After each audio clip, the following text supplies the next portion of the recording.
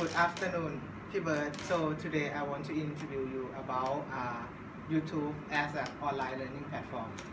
Okay. So I have a background that you are using online learning platform before, right?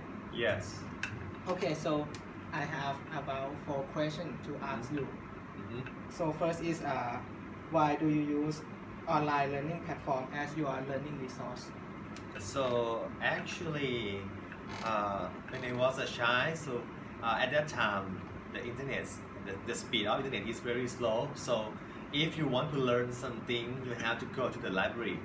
So you have to read a book, and the limit of the library is closed very. I mean, the open period is very short. So if you want to learn, I mean, if you have a free time and you want to learn, you want to read a book or something, so you have to wait until uh, the library open, I mean, in tomorrow morning. So after the revolution of the internet, so everyone can find any content on the internet that they interested. I mean, and you can study anytime you want. So there is no limit to study. I mean, you can surf the internet for any content or any information you want to learn. For example, you can go to the Coursera, you can go to the YouTube, you can go to Khan Academy to find the course or the subject that you want to learn. Yeah. So it's about the time, right? Like the available in library just have a limit. Yeah. But online is no limit. Yeah. So it's like when I was a high school student, I want to. I mean, so every Thai student has to go to the GAT-PAT exam, something like that. So if you want to study further more than normal study in the primary school, you have to go to the tutor. You have to find a good tutor for study. But the problem is that if you lose, I mean, if you losing focus during the study, so it means that the money that you give them is is not meaningful because you cannot go back and ask them later. So and this problem has been solved when the on demand coming. So everyone can learn anytime, and you can pause the video if you cannot understand, and you can go back and forth over and over until you're satisfied. Mhm. Also, the next question: do you think that YouTube videos is the video that on YouTube are they reliable or not, and why?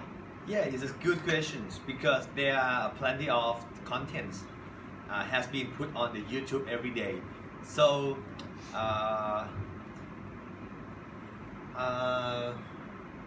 it depends. I mean, it depends on the circumstance, or it depends on the channel that you follow. Basically, if I want to study, so first thing I will look at the profile of the instructor. Is he or she is reliable or not? Or I will look at through the content or the comment below the clip.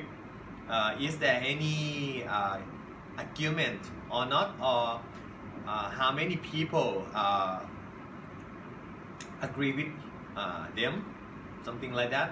But sometimes you have to be careful when looking at the content on the YouTube, especially I mean for the content is the content here that relevant with your life. For example, for the drug, for the life spanning and yeah, something like that. But for the education, I think there is no right or wrong.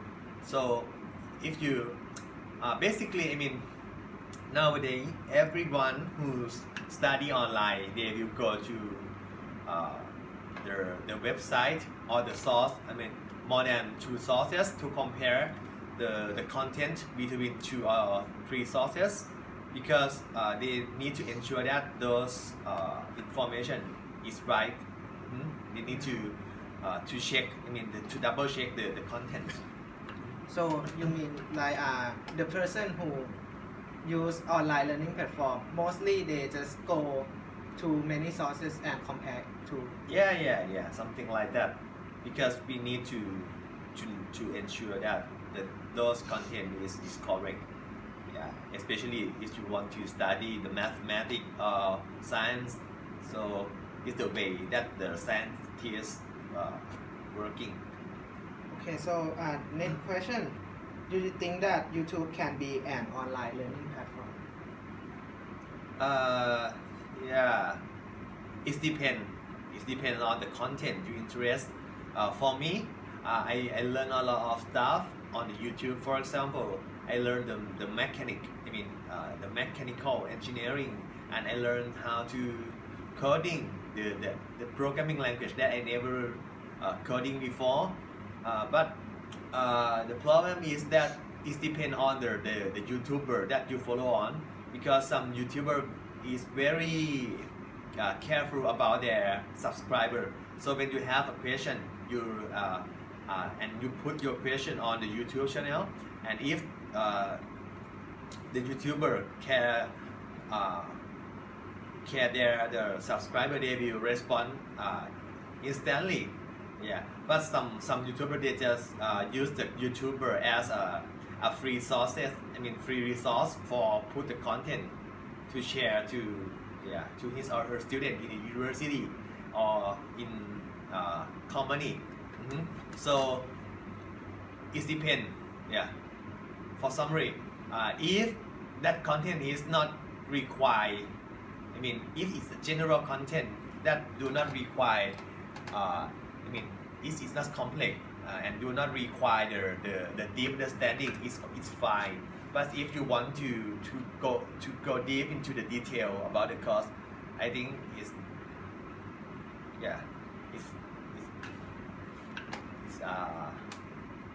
You think like cannot consider as a online learning platform? Yeah. It's you need more detail. Yes, because most of the content on the YouTube is I think we can consider it as the free content. Anyone can put any content on the YouTube. So even though right now YouTube try to categorize those content into the group or the category. So but it's still not sufficient. Because if you used to go to the online courses like the Coursera, Udemy, or any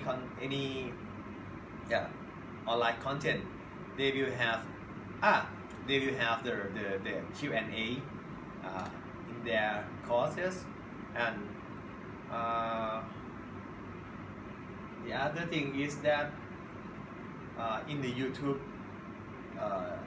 It's very difficult to interact between the lecturer and the student, because if you used to go to their online learning platform, they will have like the test or the exam to ensure that you are fully understand about the content. But for the YouTube, you just look at the content and there is no responding between the lecturer and the student. They just absorb only. It's like a one way learning. Is not interact between. So on the last question, so what is your opinion if I tell you that YouTube is more effective than classroom in terms of learning? I agree with you because it's like the ability to teach is different in different people. So some teacher can teach very well, some teacher can teach very bad. So if you find a way to learn, I mean if you can find a comfortable way to learn, I mean it's very good for the student. And some student they don't it's like let when you're thinking about it. Yeah, the way that people learning is different. Yeah, there is the report. I mean, I mean, the scientists they try to answer the question about how the people learn different. It's like they found that different people have their own way to learn. Some people love to watching the video clips. Some people like to reading a book. So each people has their own preference learning style. So it's pretty sure that learning on the YouTube is quite effective. I mean, there are two parts. I mean, there are pro and con to learning on YouTube. The pro is you can learn any content you interest, and you can find your favorite lecturer. I mean, the YouTuber. Yeah, that you can learn effectively and understandable content.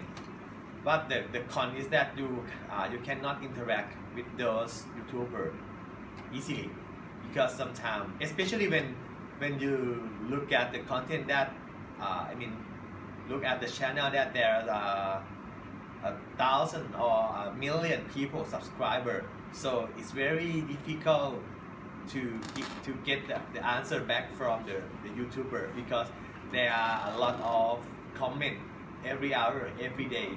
So it's very difficult to respond those comment for everyone, right? So, but the pro for the study in the classroom is that you can, if you have a question, I mean, if you don't understand about the content, you can ask your lecturer or your teacher about the problem that you wonder. But the con is, I mean, especially in the Thai student, I mean, our our nature is Thai student is very shy when asking a question. So it's very rarely to find some student raise their hand to ask the question, because most of, in my opinion, I think most of Thai students feel that if they raise their hand to ask a question, it's like they feel stupid. It will be bad for asking a question in the classroom. So even though you have a lecturer or the student in the classroom, but it's still not effectively studied, because they still have, like, you know, it's like they're still shy to ask questions. Yeah, that's the problem. That's a big problem in our education system. So thank you for today.